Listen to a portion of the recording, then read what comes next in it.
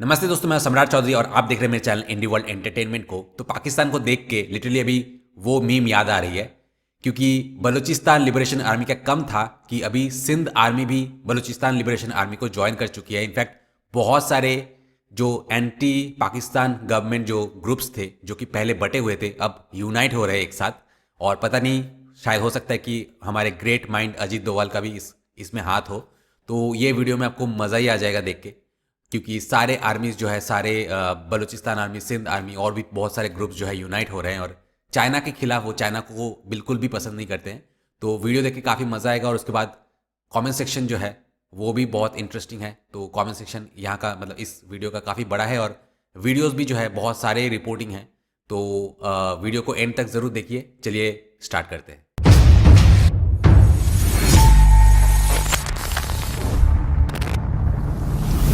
दोस्तों, अगर आप में से किसी को इंडीवर्ल्ड समेत मेरे सारे दूसरे चैनल्स का पार्टनर बनना है तो मुझे कांटेक्ट कीजिए इस नंबर पे। और साथ ही अगर आपको रशियन लैंग्वेज सीखना है तो मैं रशियन क्लासेस देता हूं, तो आप मेरे क्लासेस को ज्वाइन कर सकते हैं। और क्लासेस ज्वाइन करने के लिए भी इसी नंबर पे कांटेक्ट कीजिए।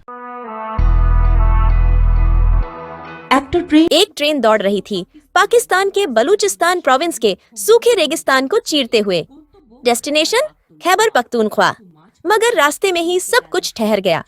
विद्रोहियों के एक ग्रुप ने जफर एक्सप्रेस पर कब्जा कर लिया। 440 यात्री उनके बंधक बन गए। उन्होंने पाकिस्तान की सैन्य ताकत को सीधी चुनौती दे डाली। गत 11 मार्च को बलूचिस्तान लिबरेशन आर्मी ने इस ट्रेन अपहरण की जिम्मेदारी खुद ली। लेकिन ये महज एक अलग थलग घटना नहीं थी, बल्कि किसी बड़े तूफान का संकेत। क्योंकि ठीक एक सप्ताह पहले बलूचिस्तान के 3 बड़े विद्रोही संगठनों ने हाथ मिला लिया था। इतना ही नहीं, अब उनके साथ सिंधु की ताकतवर आर्म्ड ऑर्गेनाइजेशन सिंधु देश रिवॉल्यूशनरी आर्मी भी खड़ी हो गई है। Balochistan liberation army, Balochistan liberation front और बलूच रिपब्लिक गार्ड्स बरसों से पाकिस्तान के खिलाफ लड़ रहे हैं। मगर अब तक वे बिखरे हुए थे, अलग अलग रास्तों पर इस बार उन्होंने एक साथ मिलकर नेशनल आर्मी ऑफ बलूचिस्तान का गठन किया है। और इस ताकतवर अलायंस में शामिल हो गई है सिंध की सिंधु देश रिवॉल्यूशनरी आर्मी SRA भी। ये पहली बार है जब बलूच और सिंधु विद्रोही एकजुट हुए हैं और एक्सपर्ट इसे एक बड़े संकेत के रूप में देख रहे हैं। क्योंकि पाकिस्तान की सत्ता की बागडोर जिस पंजाब केंद्रित मिलिट्री एंड पॉलिटिकल क्लास के हाथों में है, उसके खिलाफ अब पूरे देश में रिबेलियन की आग भड़क सकती है। ये अलायंस पाकिस्तान की सैन्य ताकत के लिए सबसे बड़ी चुनौती बन चुका है और सबसे ज्यादा चिंता में डाल दिया है चीन को। क्योंकि इन विद्रोहियों का एक प्रमुख निशाना है चीन पाकिस्तान इकोनॉमिक कॉरिडोर CPEC। चीन के लिए ग्वादर बंदरगाह एक्सेप्शनली महत्वपूर्ण है।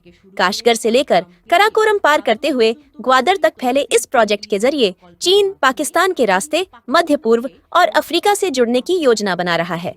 मगर बलूच विद्रोहियों का दावा है ये प्रोजेक्ट दरअसल बलूचिस्तान की प्राकृतिक संपदाओं की लूट है, जिसमें चीन बाजीगर है और पाकिस्तान महज उसका मोहरा। विद्रोही सिर्फ ग्वादर ही नहीं, बल्कि कराची बंदरगाह पर भी चीनी दखल का विरोध कर रहे हैं। सिंधु देश रिवॉल्यूशनरी आर्मी का मानना है कि पाकिस्तान सरकार की मदद से चीन कराची पर भी अपना डोमिनेंस बढ़ा रहा है, जो सिंध के लोगों के हितों के खिलाफ है। जफर एक्सप्रेस अपहरण के जरिए विद्रोहियों ने पाकिस्तान और चीन को साफ संदेश दिया है, अगर हमें नजरअंदाज किया गया तो अंजाम बुरा होगा। उन्होंने पाकिस्तान से सभी विदेशी ताकतों, खास तौर पर चीन को हटाने की शर्त रखी है। साथ ही पाकिस्तानी जेलों में बंद बलूच राजनीतिक नेताओं की रिहाई की मांग भी की है। एक्सपर्ट्स का मानना है कि ये नया विद्रोही अलायंस पाकिस्तान के लिए सबसे बड़ा सिक्योरिटी क्राइसिस बन सकता है। सेना भले ही रिप्रेशन साइकिल तेज कर दे, परंतु इससे विद्रोह और भड़क सकता है। किंतु एते विद्रोह आरो बाढ़ते पारे।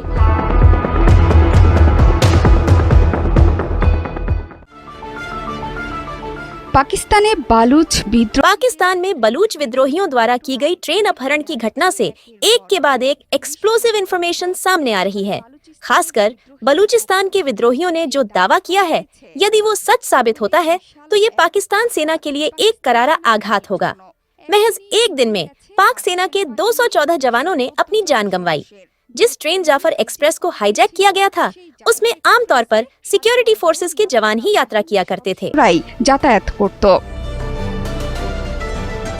बलूच विद्रोहियों का दावा है कि जाफर एक्सप्रेस से पकड़े गए 214 पाकिस्तानी सैनिकों को उन्होंने पूरी तरह खत्म कर दिया। इस घटना के पीछे भारत का हाथ होने का शक पाकिस्तान जता रहा है। अब दोनों देशों के बीच काउंटर चार्जेस का दौर तेज हो गया है। एक दूसरे पर दोष मढ़ने की होड़ मची है। देश अन्य देश के 11 मार्च को बलूचिस्तान के बोलान जिले के दुर्गम पहाड़ी क्षेत्र मुशफाक में बलूच लिबरेशन आर्मी BLA के विद्रोहियों ने जाफर एक्सप्रेस पर धावा बोलकर यात्रियों को बंधक बना लिया। जैसे ही यह खबर पाकिस्तान की सेना और वायुसेना तक पहुंची, वे तुरंत कार्रवाई के लिए मौके पर पहुंचे। 2 दिन तक चले मिलिट्री ऑपरेशन में 33 विद्रोहियों को मार गिराया गया और 300 यात्रियों को सुरक्षित निकाल लिया गया। लेकिन इसी बीच बलूच लिबरेशन आर्मी के स्पोक्सपर्सन जियांद बलूच ने एक बयान जारी कर दावा किया कि उन्होंने ट्रेन में मौजूद 214 पाकिस्तानी सोल्जर्स को बंदी बना लिया है। विद्रोहियों ने सेना को 48 घंटे की मोहलत दी थी कि वे बातचीत के लिए आगे आएं, लेकिन जब कोई वार्ता नहीं हुई तो BLA ने सभी 214 सैनिकों की हत्या करने का दावा किया। संगठन ने कहा कि पाकिस्तान ने अपने अहंकार की वजह से अपने सैनिकों को खो दिया। हालांकि न्यूज एजेंसी रॉयटर्स की रिपोर्ट के मुताबिक BLA ने 214 सैनिकों की हत्या के अपने दावे के समर्थन में कोई ठोस सबूत पेश नहीं किया है। तो জানায় রয়টার্স 5 दशकेর पिछले 5 दशकों से बलूच लिबरेशन आर्मी BLA अपने स्वतंत्रता संग्राम की लड़ाई लड़ रही है। इस संघर्ष के तहत वे अक्सर पाकिस्तानी सेना और विदेशी नागरिकों को निशाना बनाते रहे हैं। इसी कड़ी में उन्होंने जाफर एक्सप्रेस को भी बंधक बना लिया।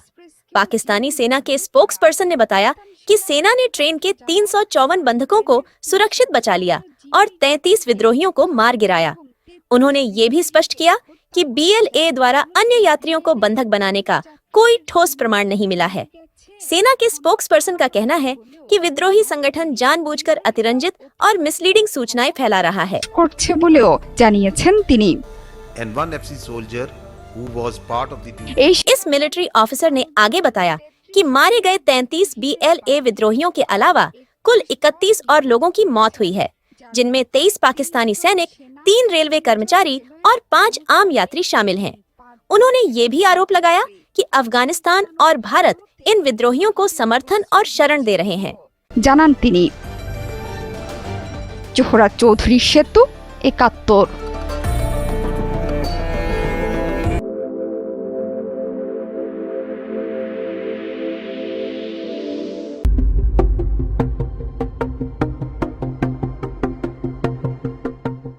यात्री पाकिस्तान ने जाफर एक्सप्रेस यात्री ट्रेन पर हुए भयानक आतंकी हमले के लिए सीधे भारत को जिम्मेदार ठहराया है। गुरुवार को पाकिस्तान के मिनिस्ट्री ऑफ एक्सटर्नल अफेयर्स ने दावा किया कि इस भयावह हमले के पीछे भारत का हाथ है। ये हमला विदेश में सक्रिय एक आतंकवादी संगठन के नेतृत्व में प्लान किया गया था।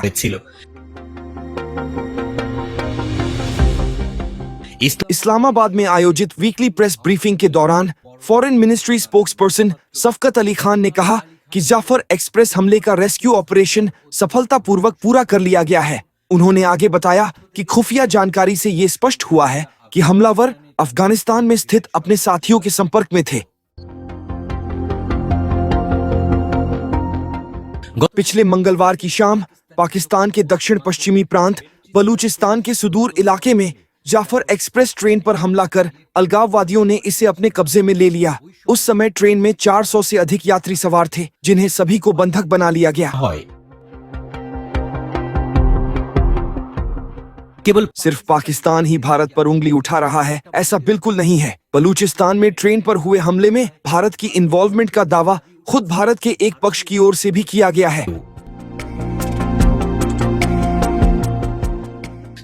अमेरिका स्थित सिख संगठन सिख फॉर जस्टिस ने पाकिस्तान के बलूचिस्तान में ट्रेन हमले में भारत की इन्वॉल्वमेंट का दावा किया है। संगठन का कहना है कि नरेंद्र मोदी ने भारत को स्टेट स्पॉन्सर्ड टेररिज्म के एक ग्लोबल सेंटर में बदल दिया है। गुरपतवंत सिंह पन्नू ने एक बयान में कहा कि भारत की कुख्यात खुफिया एजेंसी रॉ बलूचिस्तान में ट्रेन पर हुए आतंकवादी हमले में शामिल थी। उन्होंने इंटरनेशनल ऑर्गेनाइजेशन से भारत के national security adviser Ajit Doval और रॉ के खिलाफ कड़ी कार्रवाई की मांग की।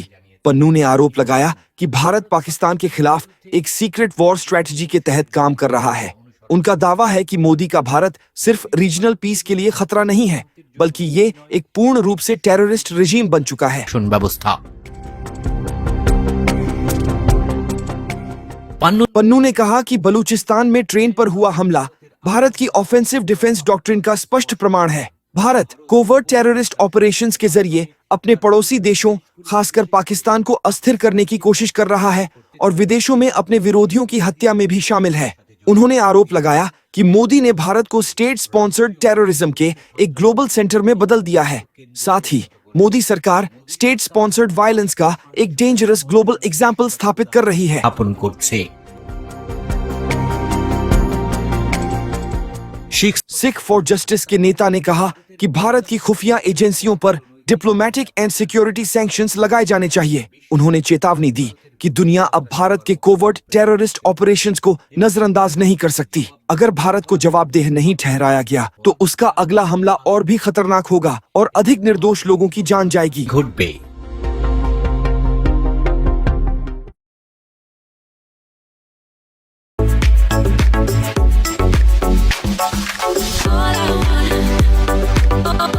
तो सबसे पहले तुरजॉय तोजू ने लिखा है कि बांग्लादेश के लिए उचित होगा कि अपने सेम मां के कोख से निकले हुए दूसरे भाइयों की भी मदद करे।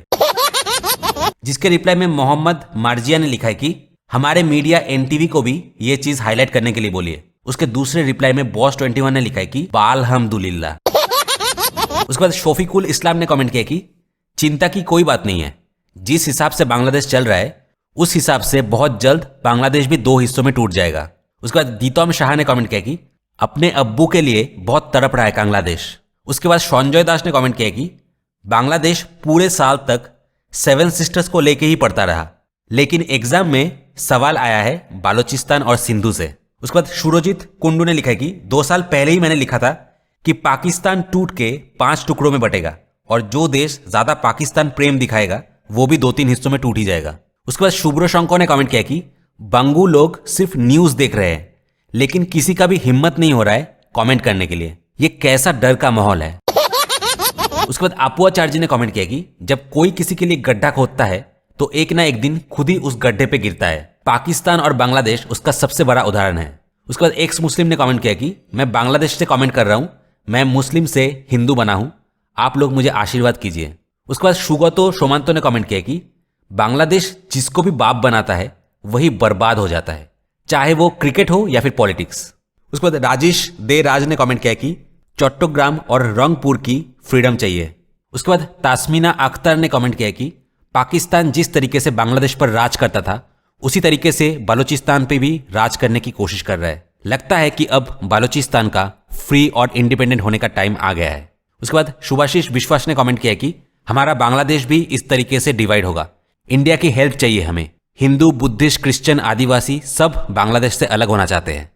उसके बाद शुकोल्लान चैटर्जी ने कमेंट किया कि रॉ और मोसाद अभी एक हो चुके हैं। उसके बाद कैलाश बर्मन ने कमेंट किया कि अजीत डोवाल जुग जुग जियो। उसके बाद शुभजीत चक्रवर्ती ने कमेंट किया कि अब बांग्लादेश को इंडिया की पावर समझ में आ रही होगी, नेक्स्ट बांग्लादेश की बारी है, खेला हो जाएगा। उसके बाद पासीघाट ने कमेंट किया कि यह है रॉ की लेवल, बांग्लादेश के नसीब में भी यही लिखा है। उसके बाद चाटोला एक्सप्रेस ने कमेंट किया कि इंडियन टीवी चैनल से शुरू होके आलू, प्याज, रॉयल एनफील्ड, टाटा अशोक लेलैंड, बजाज, गोदरेज, अदानी की बिजली, इंडियन वेब सीरीज, पुष्पा, तमन्ना भाटिया, कुछ भी बंद नहीं हुआ, तो फिर बांग्लादेश में आखिर बॉयकॉट इंडिया चल कहाँ रहा है।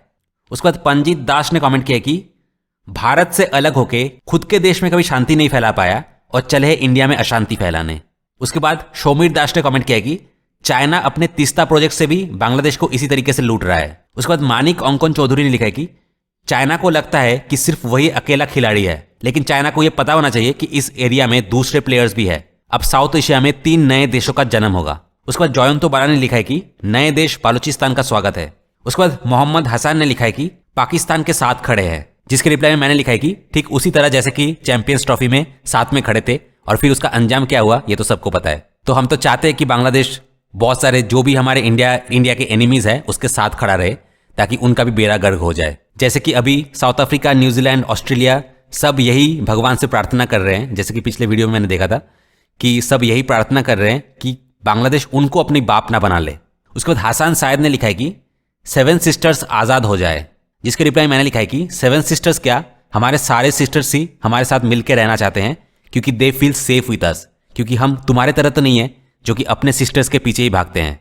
उसके बाद उज्जैन ने लिखा है कि बेचारा इंडिया सोच रहा है कि बलूचिस्तान फ्री हो जाएगा, बेवकूफ, game changer tactic by ISI, precision operation completed in 36 hours, ISI जिंदाबाद। और भारत अफगानिस्तान पूरे तरीके से नाकाम हो चुके हैं और एक बार फिर से इंडियन प्रोपेगेंडा बैकफायर कर गया है। रमजान में ऐसे सक्सेसफुल ऑपरेशन करने के लिए पाकिस्तान स्पेशल फोर्स को स्पेशल क्रेडिट मिलना चाहिए।